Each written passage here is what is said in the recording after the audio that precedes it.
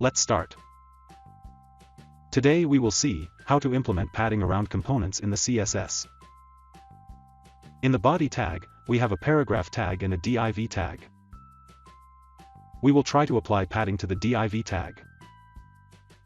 In the style tag here, we have applied a border to the div tag like this. Then we have applied the padding to the div tag like this. Similarly, we have applied a border to the paragraph tag over here. Let's run this code in a browser.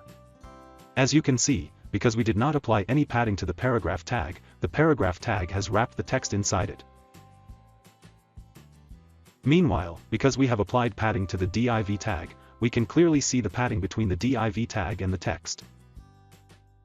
The padding can also be applied in a shorthand format like this. The first value is the padding around the top edge, the second value is the padding around the right edge. The third value is the padding around the bottom edge, and the last value is the padding around the left edge.